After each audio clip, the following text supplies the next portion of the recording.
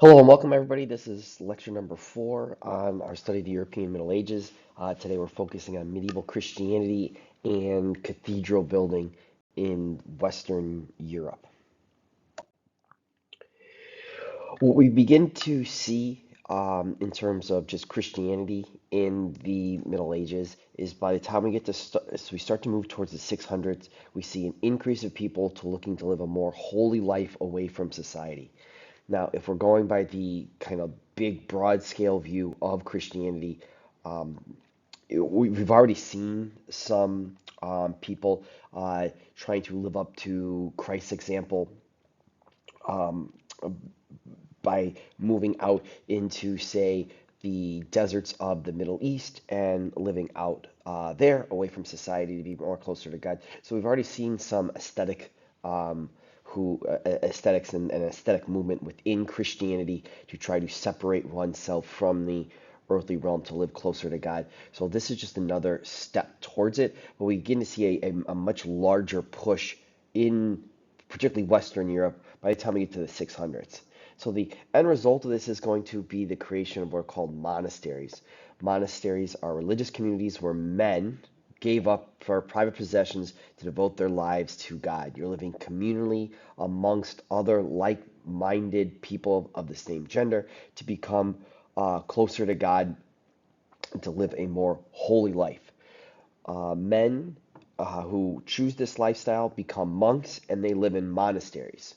Women also chose this lifestyle as well. Women lived in convents as nuns. So monks live in monasteries, women live in convents as nuns. Same different idea. Now, why do we see this happening in the 600s? Because in the year around 520, an Italian monk named, who eventually get beatified, Saint Benedict, is going to take a look of what's going on at the top of the other kind of aesthetic movements that have been developed here in Italy, and he's going to sit down and he's going to say, well, here's kind of the ideal way that one of these institutions should be run. And his set of very strict rules becomes kind of the benchmark, becomes kind of the measuring stick that a lot of the other monastic orders are going to kind of model themselves by on the rules of Saint Benedict. Uh, Saint Benedict, and his rules are still around today with the Order of the Benedictine Knights. Here at Gillette Catholic, we play against Bennett Academy in conference, and they are run by the Benedictine monks. Gillette Catholic is the Carmelite monks. Bennett, right across the street from Benedictine University. So we see that here in our local community as well. These rules, we can get in the nitty gritty of them, but again, basically emphasizing the virtues of humility, obedience, and stability in a kind of a inherently unstable world in the quote dark ages of the Middle Ages. What we'll see here in not only the monasteries but also the convents that these are going to become some of Europe's best educated communities. If you're able to separate, you got to be able to fill up your days in ways.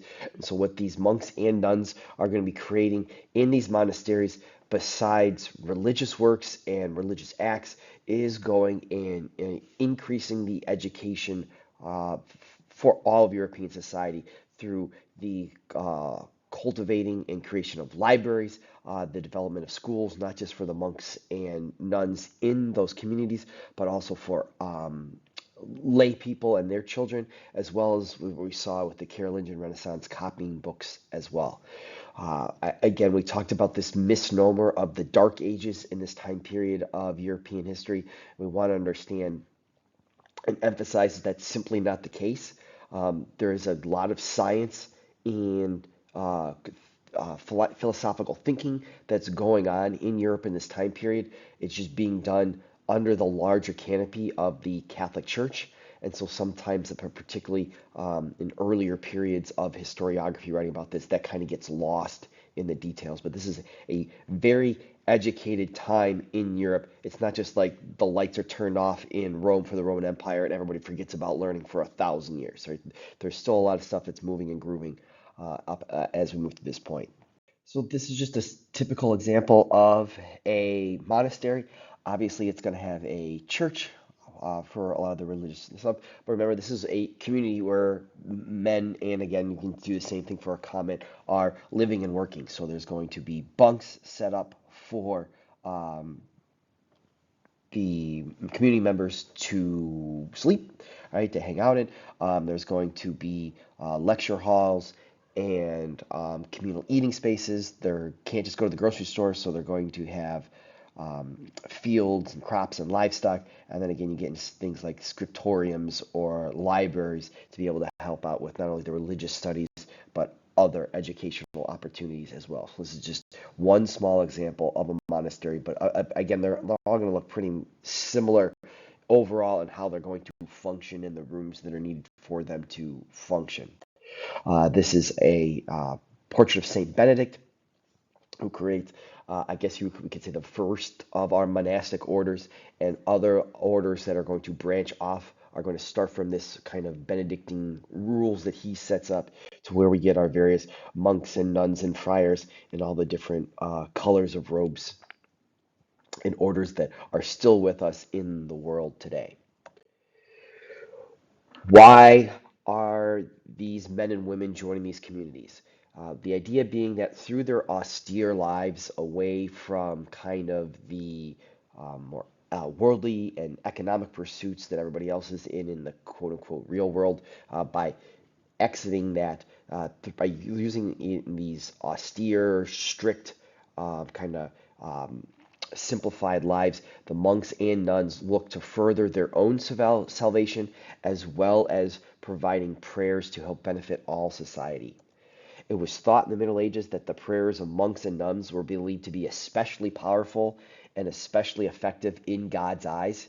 So you, in Christianity, if your grandma's sick, you can yourself pray to grandma, or you can walk over to a monastery, camp a couple bucks, and you have an entire mass, or you have an entire prayer session for grandma said by these monks and nuns, which is kind of a direct red telephone line, direct line to God, is kind of the view here. So that's how their holiness allows others to be able to use the monks for kind of their own spiritual and worldly needs, to kind of help them out in the eyes of God.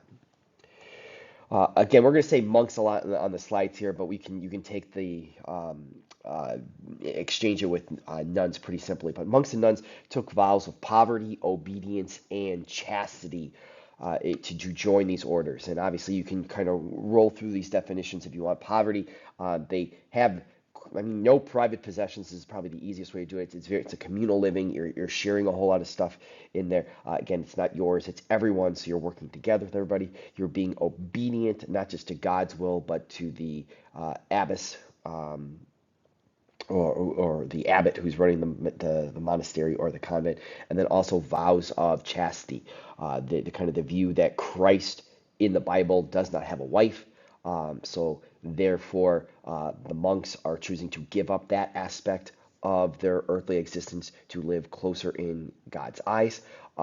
Nuns, if you followed the basic plot line to The Sound of Music, you understand this, is that nuns actually do get married, but they are marrying to Jesus. And so that they're taking, again, that aspect of having romantic relationships on earth with other people, giving that up to live closer to God. And again, in the model of Christ.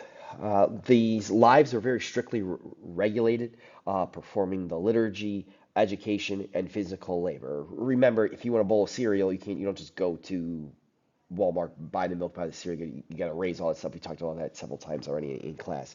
And so most of the day as a monk or a nun is going to be devoted to the liturgical hours. And again, each order, each abbot might be, each monastery, each convent might be slightly different, but it's the idea that you're waking up before dawn, going to a church service, eating, providing manual labor, going to another church service, providing more manual labor, going to lunch, more church, more stuff. You get evening vespers, and you're kind of doing that. You have the midnight masses, and then you roll out and you do it the same thing the next day and the next day and the next day, all through the calendar and year after year after year. So that's kind of in terms of the day-to-day kind of existence of what a monk or a nun might be doing. In a broader sense, monks and nuns would also care for the sick and poor. Again, taking Christ's example from the Gospels to be able to provide those care for other people. So we will see in development, you can very much see the hospital system in the United States today reflected into how many are run by religious institutions. But the hospital care is going to be very much almost totally provided by the monks and nuns for a large part of the Middle Ages for people to go, particularly for a lot quote, bad ailments or worse ailments than just the run-of-the-mill colds and stuff. So the usual question we ask in class is then, who's going to sign up for this? So we've given you the requirements, you've given what this is what's required of you. Who wants to go and do this? Who would be attracted by this? And usually we have crickets go off in the classes. All the freshmen are turning around and saying nope in a very loud and clear voice. But some people are attracted to this. People today in 2023 are attracted to this. Some people in the Middle Ages are attracted to this. So who is this? Obviously, individuals seeking a spiritual test, someone who wants to put their spiritual, religious lives, parts of themselves in front of everything else in their lives. Some people want that. That's a driving force for them. So obviously, those are going to be the major people who are going to be attracted to this. Other less kind of obvious ones would be elderly people would be to this. There is no retirement. There's no Social Security in the United States until the 1930s. And even that's fought tooth and nail from the 1930s all the way up to today. So this concept of retirement does not exist. You work into the fields and then you die and then that's it. And so elderly people who are kind of having to rely on their kids becoming an extra mouth to feed, extra that might just turn themselves over to a monastery or a convent to live out the rest of the days, set up their spiritual affairs so they can get into heaven. And you can kind of almost think this is as hospice care for the elderly towards the end of their lives. On the flip side, for people who in this time period have a rudimentary and not perfect understanding of how kids are born. You have fun on a Saturday night, and 9 months later, there's another kid. And when you start having kids 3, 4, 5, 6, 7, 8, 9, 10, those are more mouths to feed, even though it's more hands in the field. So sometimes young children will just be dropped on the doorstep of these monasteries and convents, and then these kids would be raised in these monasteries as kind of the only life that they knew. As we're working our way through this, and again, we could spend hours, an entire semester talking about the monastic orders of the Middle Ages. Over time, some of these monasteries are going to grow very, very wealthy due to donations in land and money. All right, think about if everybody's praying for their grandma and they're kicking $5 to light a candle, or $100 to go and say a mass in their honor. That's going to add up over time when you have large, very rich noble families donating substantial parts of their fortune to these monasteries to be able to pray for them after they die. The monastery's got to do something with all this money. So particularly, say the order of the Cistercians in France are going to very quickly start to say, well, I mean, we've got all this cash, let's get a solid gold candlestick. All right, let's go get a silver altar. And this is going to cause some issues for not only the monks, but other people in society who are looking at this from the outside. The monks are just bringing this money in. They would be just as fine praying for people without the money. But what do you do with this money as it's coming in? And as people are donating not just money in their wills and giving this away, but also land. And now the monks are running this land and they're getting they're making money off that. Some of these guys are going to get very, very, very wealthy, and that's going to cause some consternations not only in the Catholic Church itself, not only in the monastic orders, but also in larger society. So, I mean, you can go and you can Google and you can talk to one of the brothers that are in Joliet Catholic today. But again, a lot of religious services, singing, chants are going to be a part of your life as a monk or a nun. And then, so not only religious aspects being done every single day in your monastery convent, but also we see here on the left copying books, reading, studying the Gospels and other religious writings, as well as other writings in there.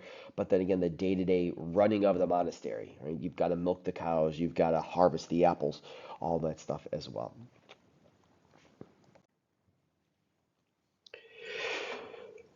We talked about in the last lecture the idea of kind of that quote, F word feudalism. And what we see is the power of the authority of the church is very much going to be similar in that idea.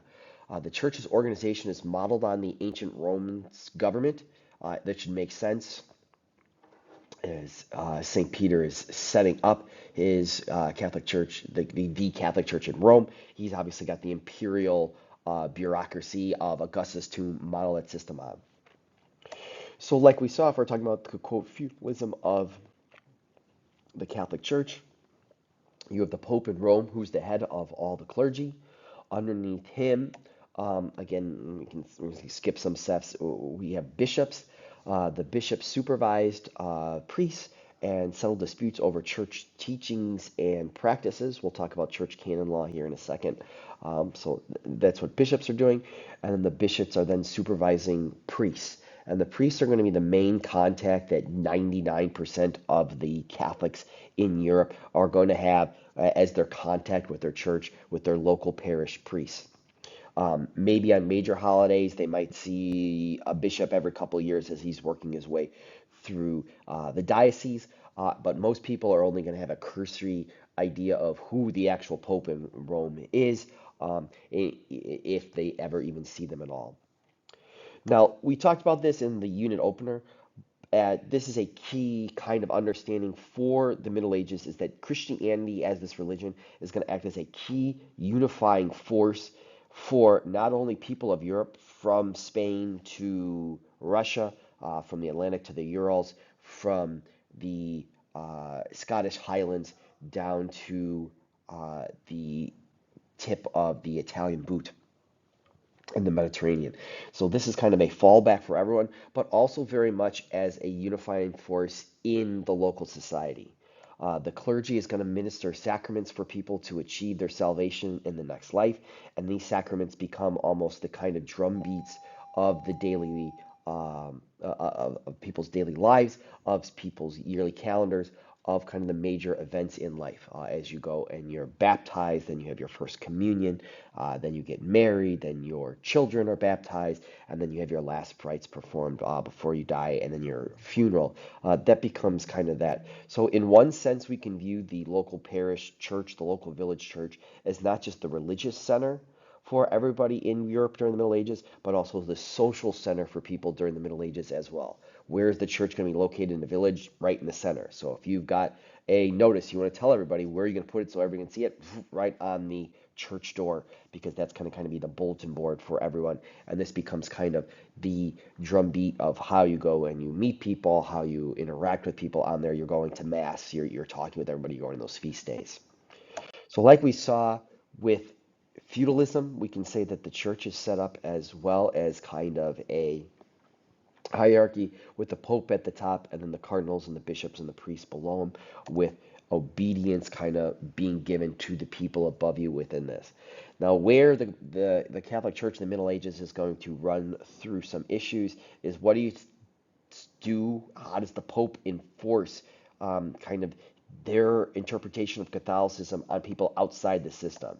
So with our monasteries and our convents, with our monks and our nuns, how do they fit in? And particularly when we start getting friars as we move through the religious authorities, these don't all fit in easily, and which is going to cause some political and religious tensions within the Catholic Church as we move over this 1,000 years in European history. The church itself is also not just performing religious and sacramental benefits for its members, but it also created a system of justice to guide people's conduct. And this system of justice is called canon law. And canon law, notice one N, so you can put your pirate ships away for the freshman boys.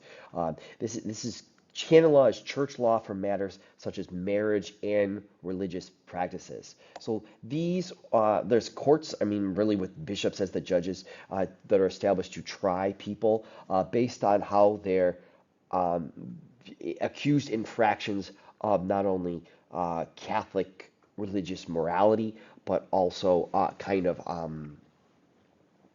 other religious and kind of community manners as well.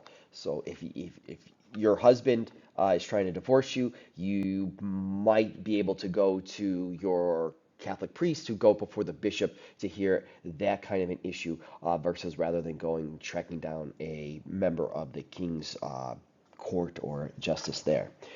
To be able to keep people in line, harsh punishments were used to enforce canon law.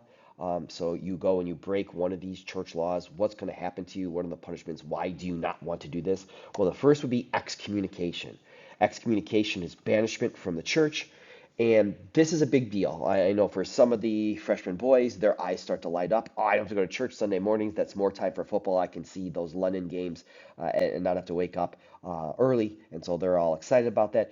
But remember, we just talked about on the previous slide the idea that the church is the social center for society. So if you are kicked out of the church, you are literally removed from society. And again, banishment could just mean that everyone's just not going to like talk to you while you're in the village, but it could also be physically being removed from there where you're away from everybody.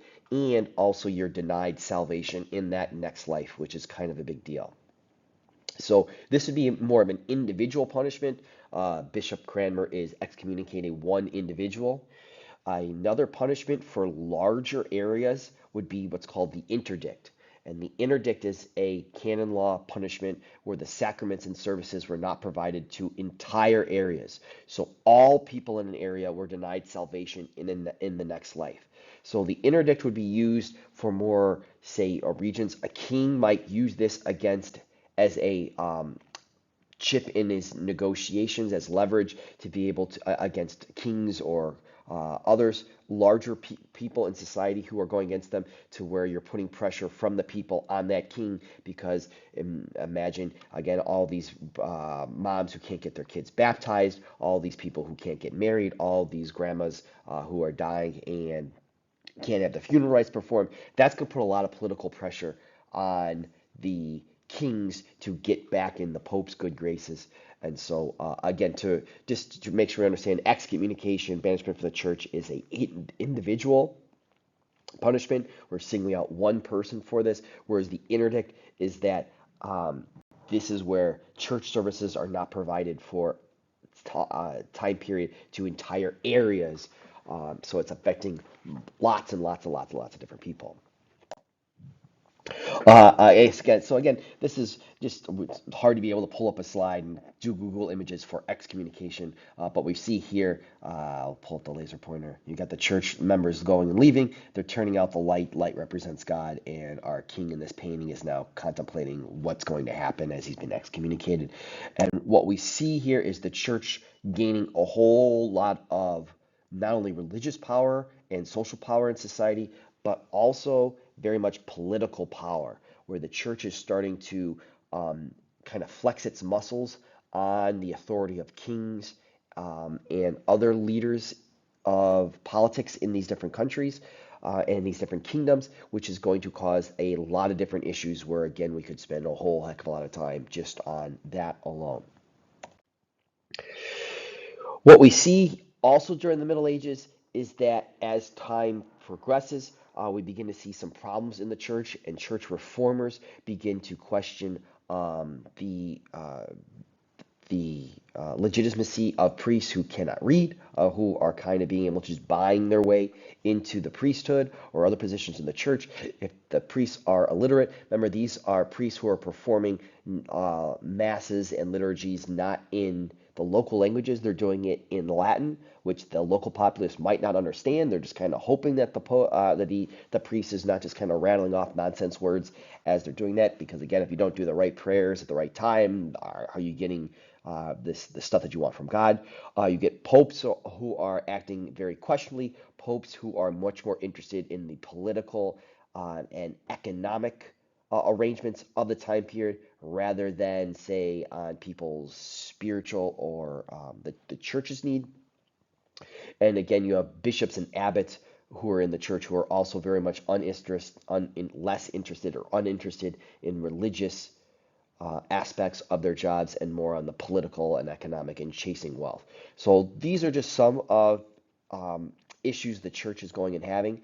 And so as we move through the Middle Ages, and again, we're skipping over time periods and we're making some generalizations, people who are looking for reforms in the church are going to push for three main issues for church reform that are really going to culminate in the Fourth Lateran Council of 1215. But again, that's a story for another time. One is that the church reformers are pushing against village priests being married with families. We saw this when we did our Byzantine homework, and one of the issues that we see in the split between the Eastern Orthodox Church in the East and Roman Catholicism in the West is Eastern Orthodox priests are allowed to marry. Again, the reason why Catholic priests don't marry is that again in the Bible Jesus does not have a wife, so you're trying to live in the model of Christ, and again you're giving up that aspect to serve your congregation. You don't want to be at your dinner table with your little kids having a fun night when you get a late night call that, oh, Mr. Smith is on his deathbed and needs last rites. Maybe you as a priest don't want to go and do that because you want to spend time with your family. So you're giving up your own family to go and help care for your flock is kind of the argument that the church reformers are pushing for. They're pushing against the kind of the issue of simony. This is the selling of positions in the church, where hey, if you want to be a bishop, it's X number of dollars. If you want to be an abbot, it's X number of acres of land to the monastery. And again, so people are getting into these positions in the church not for religious reasons, but for other reasons, or they're simply not qualified. And something that's going to be a major issue for kings in the Middle Ages and the church, particularly as they're going up in there, is the idea of kings using the issue of lay investiture to appoint bishops. So this is the idea that kings, the laity outside of the church, are investing, giving bishops not only the trappings of office, but giving them the jobs, but are the ones who are giving them that authority in the church, and it's not coming from the Pope. So it's the king that's giving the bishop the orb and kind of the scepter and the cathedral chair rather than the Pope. So then the bishops, again, if you're thinking through the symbolism of it, if the bishops are getting that stuff from the king and not the Pope, then the bishops are going to follow the king and not what the Pope wants. It becomes a major issue that, again, if a college level Middle Ages class, you'd spend a couple days on, if not entire unit on. That's a big deal, but again, freshman world history class. Some of the solutions that are come up for these problems include the popes trying to gather even more power around them to be able to make their decision making quicker and more authoritative.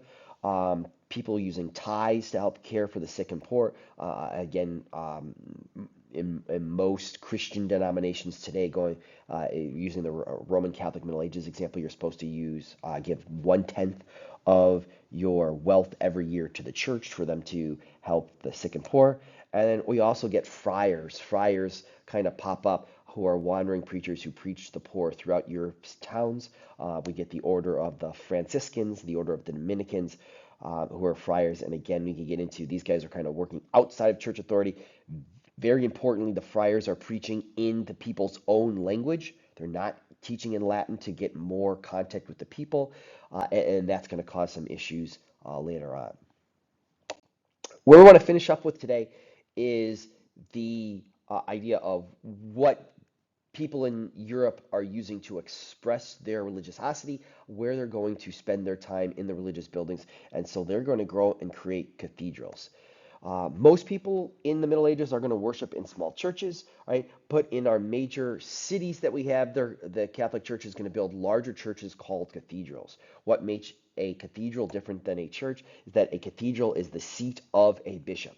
A cathedral literally has a seat behind me, next to, in front of, or around the altar where the bishop sits. So a priest runs the church. You might have a priest at a cathedral, but the cathedral is where the bishop kind of has their headquarters in there. So that's the big difference. So if we go to the Cathedral of St. Raymond's right down the road, you can see the bishop's chair at the cathedral. What we see here after those invasions of the Vikings, of the Magyars, of the Muslims, there's a need to rebuild a lot of these wooden churches destroyed by these numerous invaders. Remember, a lot of people are spending a lot of time and money in these churches. These churches are going to have a lot of gold and silver and fancy stuff that's going to be an easy target for people to go and steal from. So after these wooden churches keep getting burned down again and again and again, the people in the Middle Ages decide, let's go and build them out of stuff that's not going to burn down. So the first great age of church building after these wave of invaders is from the 800s to 1100s. And churches and cathedrals in this time period are going to be built with Roman influences in what's called the Romanesque style of cathedral architecture. So this is on our study guides, and for our quiz, you should be able to compare and contrast Romanesque style architecture with the Gothic style architecture we'll talk about on the next slide. So some key characteristics of Romanesque style. What we'll see here are heavy roofs held up by thick walls and pillars.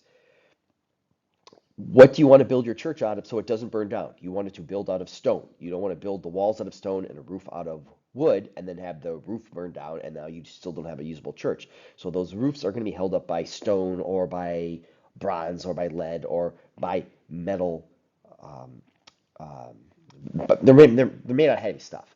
So the physics of the situation, if you have a heavy roof, you are going to need thick walls and thick pillars to support the weight of that heavy roof. You cannot put anything in those walls or pillars in the way of many doors or windows because that's weakening those walls to hold up your heavy roof so it doesn't go and burn down.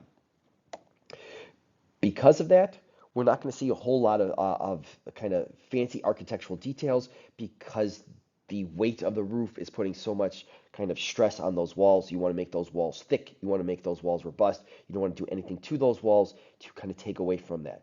So we're going to see rounded arches in Romanesque style churches. We're going to see very small windows. If you think a window is a hole in a wall, you cannot have very many holes or very big holes in these walls because these walls and pillars need to hold up these roofs. So what we'll see here is a way to think of these style of churches is as fortresses of God.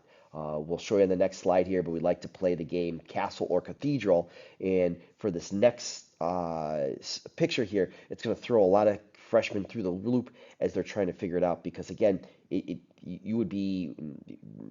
no one would get angry if you could confuse these because again, you're trying to leave the terrible, horrible things that are happening on the outside world and become into the church, which is going to protect you like a castle protects other people from all the stuff that's in there. So those are our different features of what makes up a Romanesque cathedral.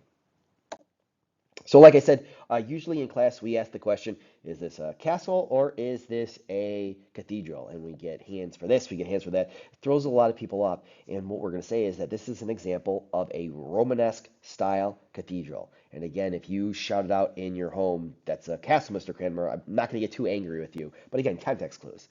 So this is a great example, I believe this is from Italy, of a Romanesque style church. How do we know it's Romanesque? Well, we got stone roof, right? Thick, heavy roof. Thick, heavy roof requires thick, heavy pillars. I mean, if you look down here, you got one wall. We've got just a couple windows, not very many. And again, any arches that we see are rounded Roman arches. If we take another example, I think this is from Germany. Again, we have a thick, heavy roof. We do not have very many holes or windows in our walls. If we do, they're up high, which makes sense because that's less weight for those walls to hold up. And if we see any arches, they are rounded. So when we talked about with Rome, we saw one of the key features of Roman architecture was the use of the arch. And so that's what we see. So these rounded arches are very stereotypical and are a key feature of Romanesque style churches. This is the old original St. Peter's in Rome. And so what we kind of see is that these churches are almost thought of as like ships on the ocean. So what protects you from all those storms and the waves in the ocean is going into the center of the ship, all right, the navel, where the center of your body is. So that's where it is. And again, we can see from old St. Peter's, we open up a little bit with our rounded arches, but again, we see these are all thick, heavy pillars to hold up that thick, heavy, in this case, wooden roof, which is why they need to build new St. Peter's. But we get roofs like this, where it's stone, it's heavy, it's thick, which then requires a whole heck of a lot of thick pillars, um, thick walls. And so what we want to take away from these two pictures is the lack of natural light coming in there, because there's not a whole lot of light being able to come in through the very few windows. So hints, winks, and nudges. I'm throwing my arms around at you here. One of the best examples of a Romanesque style cathedral that we see today is this cathedral. And I'll give you a second to kind of, if you can figure out where this is from, I'll highlight this right here with this bell tower that is leaning. So this is our cathedral in Pisa. That's the leaning tower of Pisa there. What makes this an excellent example of Romanesque style cathedral? Again, we have a stone roof, right? It's going to be heavy. We have a whole heck of a lot. If we look down here, rounded arches. If we see any windows, look at the bottom down here. There's very, very, very, very few windows. Why? Because we need those solid walls to hold up all the rest of this stone. So excellent example, a great example of a Romanesque style cathedral. If we laser measure all this, what's the shape of this cathedral here in Pisa? It's going to be the shape of a cross. And this is our general kind of template that most cathedrals are going to be built in, particularly in the Middle Ages. You're going to enter in through the narthex. You've got the nave of the church where most of the congregation sits. You've got the T coming across. And again, this is a pretty straightforward classical example of a cathedral. As we move through the history of the Middle Ages, medieval builders of these cathedrals begin to be not satisfied. They want to build their churches taller. They want to fill them with light. And so one of the key things that happens over the course of the Middle Ages, particularly in terms of thinking about what God looks like, and we see this in cartoons a lot. I'll pick up a couple examples. Is that God becomes over time to be personified as light. So if you want more God in your cathedral, we need to be able to put more light into our cathedral, which means we need to be able to put more windows. So how do we be able to do that while also building with stone and also building these tall churches with heavy materials? So the series of innovations starting about the mid 1100s are going to lead to development of a new style of architecture for these cathedrals called the Gothic style of architecture. So remember, you need to be able to compare and contrast Romanesque style architecture and Gothic style architecture. So the first key characteristic, again, and what we want to try to do here is we want to try to lessen the load of these roofs to be able to make our walls thinner so that we can put in more windows to get more light. So one of the first key things is this idea of a ribbed vault ceilings, and a couple of these concepts are going to make a lot more sense when we show you some pictures here in a second. So the ribbed vaults, kind of think of your ribs that you have in your body. These ribbed vaults are going to help pull the weight of the center of the roof. Think of where you need the most weight, where it's pulled away, kind of from the center of the gap. It's going to pull that away and transfer that weight more efficiently to the sides of the walls of the church, which allows you to build lighter roofs. We're going to build with pointed arches. So instead of the Roman rounded arch, we have an arch with a point. This allows for more vertical building. We'll show you why here in a second. The kind of optical illusion is that it draws your eyes up to that point, so your eyes keep going higher to God. God's up in the sky, and also allows for lighter walls. Third key characteristic is that Gothic style churches are built with flying buttresses. Flying buttresses are heavy piers of stone, we'll break out the laser pointer, outside of the cathedral to help pull that weight of the building, particularly the weight of the roof, away from the walls, outside of the building, down to the ground. So the whole point of the ribbed vault ceilings, of the pointed arches, of the flying buttresses is to be able to allow more light into the cathedral. More light is going to get into the cathedral through more windows, and these are going to be, and this is capitalized, stained glass windows, which is going to allow for more light. Ooh, okay, so I don't know, I'm mucking around a little bit, so that's what I was there. So hopefully you saw that pop up move for you. So our cross section of our Gothic architecture is going to be, again, similar church building, still going to be on that cruciform idea, but again, we're going to have a ribbed vault ceiling to help pull that weight of that roof away from the walls out away towards the flying buttresses so that we can open up those walls with windows. So we'll see, again, this is not just going to be one guy comes up with this. We'll see a couple different examples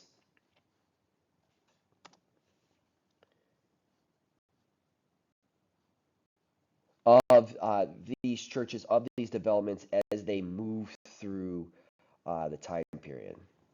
So what we see here is an example of a ribbed vault ceiling. So if you take a look at the ceiling up here, we see these look like ribs. So if you think of like your sternum here, these ribs are going to pull the center weight where the roof is its heaviest, where you need to take the most weight of the roof from the center gap here, and pull it away to these piers to transfer that weight from the center down to the side. It's not just flat across, right? It's pulled to those different sides, which allows you to open up the walls to put more windows in to give examples like this. And so if we kind of go back and forth between the two pictures here, think about how dark it was in those Romanesque style cathedrals and how much light we see in these Gothic cathedrals with all the sunlight pouring in from the windows.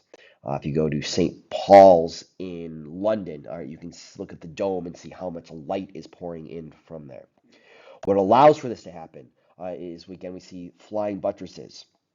The buttresses pull that weight, sometimes in several different steps, away from those walls. So you're transferring the weight instead of the wall of the church down into these buttresses to pull it away. So we see this in several examples on the right. That's in the National Cathedral in Washington, D.C. But a more famous example is in Notre Dame in Paris, where we see the flying buttresses taking away the weight of that roof off of the walls so you can pull it away. And what's the whole point? The whole point is then to be able to punch more holes in the walls, to put in more windows, to let in more light, and building stained glass windows, which is going to culminate in one of the best examples of Gothic architecture, the Saint Chapelle chapel for the kings of France in Paris. So this is kind of the kings of France own private thing. And that's what we see here. And just take a look at all this light pouring through these beautiful, tall stained glass windows. This is an excellent example of the Gothic pointed arch. Your eyes are drawn upward. We can see the stained glass windows. So this is a great example of a Gothic style cathedral. And we'll see these throughout Western Europe. This was in Cologne, Frankfurt. And so as we see here, what are the designs on these stained glass windows? These are ones of what will become almost the poor man's Bible. Not everybody can read, so and if the masses are being delivered in Latin, you're not really able to get the whole thing. So how does someone learn the Bible? You go to the churches and you can see the Stations of the Cross, and you can go and you can see the lives of the saints in these beautifully done works of stained glass of rose windows, and we see numerous examples all across and through Europe. And we even see these in more modern examples, like it's being done in the Cathedral of Barcelona, La Sagrada Familia, that's still being built and is in the process of building. And you can kind of see more abstract stained glass, but still being done as we speak right now. One of the more famous usual aspects of the Gothic cathedrals is the rose window. And so these are giant stained glass windows, usually above the main door. This is the largest rose window in Christendom at the Palma Cathedral in Palma de Mallorca. So it doesn't look too fancy, too nice on the outside, but when you're on the inside viewing this, we see the great designs that are like this shining onto the church. Another aspect that we see of these Gothic cathedrals, it would be on the floor of the church in the labyrinths. And so this might be someone be assigned by a piece as an act of penance. And so you go walk the labyrinth. You might have to do this on your knees. And so this is kind of symbolic of someone's journey through Christ. You can see that sometimes you kind of get close to Christ and then you kind of put back up. But if you follow your eyes eventually, and not doing a great job, we get to this center right here. So we'll see this design throughout Christendom, but you'll see this on the floors of these Gothic cathedrals that people will still walk today. Again, sometimes people do this on their knees as kind of an act of penance and think about walking the length of this on your knees on these old stone floors. We want to emphasize these are big things. These are big buildings. These are the largest buildings that will be in Europe through into the late 1800s. These are huge honking examples of buildings. These are 3, 4 story buildings here in the foreground. So we'll get the idea of how big this cathedral here is in Cologne, Germany. This is in Canterbury in England. So again, that's like a 4 story house down there. So you can start to see how big these towers get. And again, some of these towers aren't necessarily built in the quote Middle Ages. They a great example of, again, of a Gothic style cathedral built in the Middle Ages is Chartres Cathedral in Chartres, France, as well as the Cathedral of Notre Dame in Paris. And if you remember, this famously in 2019 burnt up real good, that they're spending a couple $1 billion to try to put back together. I personally I went to, that's little old me down there, at this is the Cathedral of Palma de Mallorca in the Balearic Islands in the Mediterranean. So it just gives you an example of just how big these cathedrals is, the scale of these buildings. And again, this is my picture that I took of St. Peter's in um, London. Sorry, St. Paul's in London. So if you go to you can go to the top of the dome up here, and because these are going to be some of the tallest buildings in these Christian Catholic building, this is what you see from London up there. And obviously, this is 2017 picture of London, but you get the idea of just how tall and big these are. And we want to emphasize that Europe is still building these cathedrals today. This is Sagrada Familia in 2019. They've got 2 of the 3 sides done, and they're hoping to have this finished in our lifetime. I think when I was there in 2019, they were still hoping in the 2030s they were going to finish this. They've been working on this since the mid 1800s, so we'll see. But again, you go to the top of this, you can go. This is their view of Barcelona, and you look down and see all the little ants that you have underneath there.